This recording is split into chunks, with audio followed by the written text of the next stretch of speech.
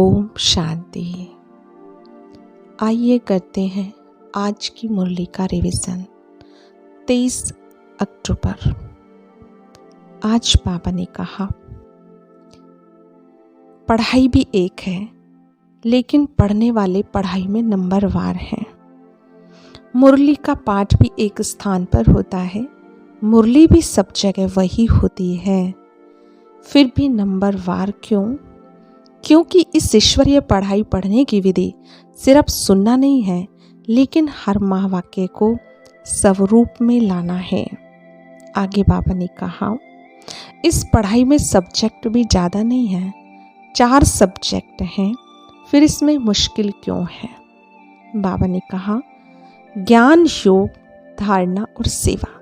अगर एक सब्जेक्ट ज्ञान संपूर्ण विधि पूर्वक धारण कर लो, अर्थात ज्ञान के एक एक शब्द को स्वरूप में लाओ, जिसमें रचयता रचना व अलफ और बे कहते हो। रचयता बाप की समझ आ गई, अर्थात परमात्म परिचय संबंध स्पष्ट हो गया। मैं श्रेष्ठ आत्मा हूँ और दूसरा मुझ आत्मा का। इस बेहद की रचना और बेहद के ड्रामा में सारे कल्प में क्या क्या पार्ट है, यह सारा ज्ञान तो सभी को है ना, लेकिन श्रेष्ठ आत्मा स्वरूप बन हर समय श्रेष्ठ पार्ट बजाना, इसमें कभी याद रहता है, कभी भूल जाते हैं। फिर बाबा ने कहा कि कितना भी कोई हमारे ऊपर अटेंशन खिंचवाता कि ये परिवर्तन करो, हम भी चाहते हैं परिवर्तन हो, लेकिन चाहते हुए भी हम क्या कहते हैं, तो मेरा स्वभाव है, मेरी नेचर है, ये मेरी नेचर नेचुरल हो गई है।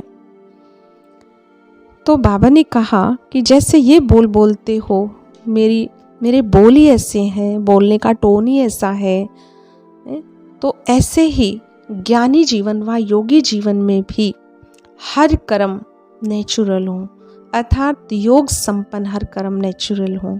ज्ञान और योग यही तुम्हारी नेचर बन जाए। फिर बाबा ने आगे कहा कि तुम बच्चों को, एक तो है दूसरों को ज्ञान देना, उसको ज्ञानी कहा जाता है, लेकिन दूसरा है उसको स्वरूप में लाना।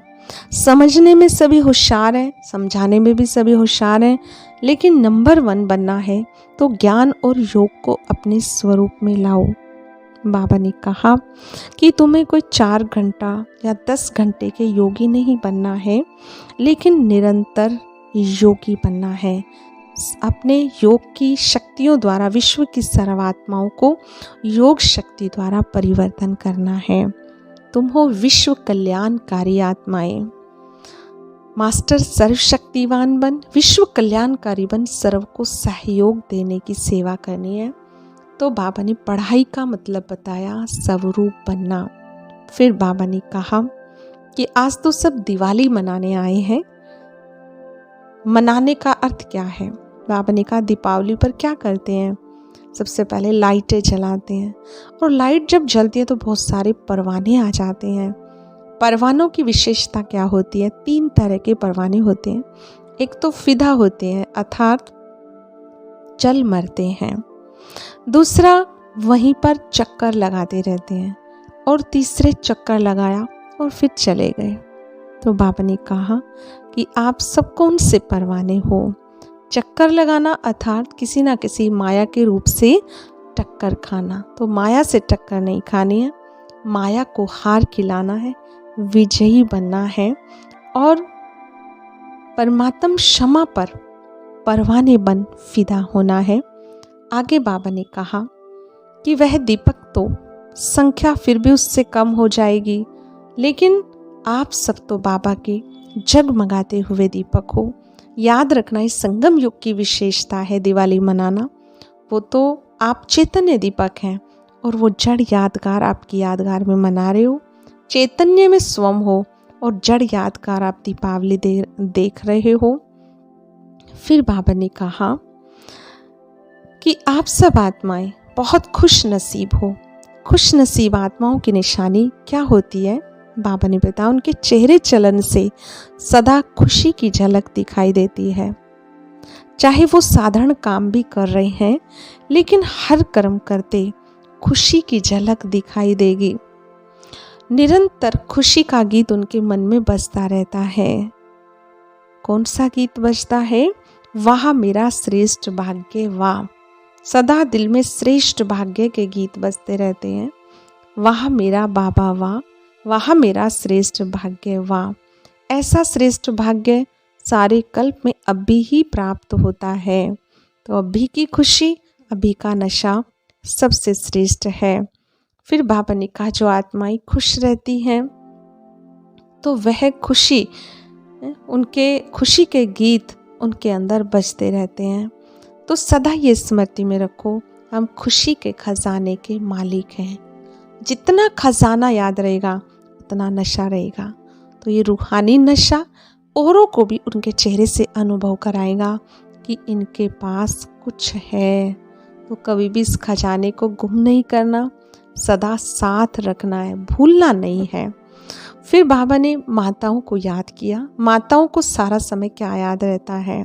सिर्फ बाबा ही याद रहता है या और कुछ भी याद रहता है? वर्षे की तो खुशी दिखाई देगी ना। बाबा ने कहा आपका एक बाबा ही संसार है, तो संसार में सिवाय और क्या होगा? बाबा के सिवाय और क्या होगा? बाबा ने कहा पांडवों के लिए कि पांडव तो नष्टो मोहा है ना, कुछ भी नीचे ऊपर हो जाए लेकिन नष्टो मोहा बनना है। माया बीच बीच में पेपर लेगी, परीक्षाएं आएंगी, लेकिन कभी भी ढीले नहीं होना, सदा खुशी के गीत गाते रहना। बाबा ने कहा कुछ भी हो जाए लेकिन कभी खुशी नहीं जाए, और सदा याद रखना हम खुश नसीब हैं। बाबा ने वरदान में कहा उमंग उत्साह के आधार पर सदा उड़ती कला का अनुभव करने वाले हिम्मतवान भव। बाबा ने कहा उड़ती कला के लिए सदा उमंग उत्साह से भरपूर रहो। उमंग उत्साह के पंख चाहिए। किसी भी कार्य में सफलता प्राप्त करने के लिए उमंग उत्साह बहुत ज़रूरी है। अगर उमंग उत्साह होता है तो कभी थकावट नहीं होती है। उमंग उत्साह होता है तो हम सदा उड़ते रहते हैं और उसके आधार पर हम सहज ही अपनी मंजिल और लक्ष्य पर पहुंच जाते हैं। तो उमंग उत्साह से भरपूर बनना है, हिम्मतवान बनना है। स्लोगन में बाबा ने कहा दुआएं दो और दुआएं लो, यही श्रेष्ठ पुरुषार्थ है। दुआ का एक दिया जलाना है, दिल से दुआएं देनी है, दुआएं लेनी, यही श्रेष्ठ पुरुषार्थ है। ओम शांति।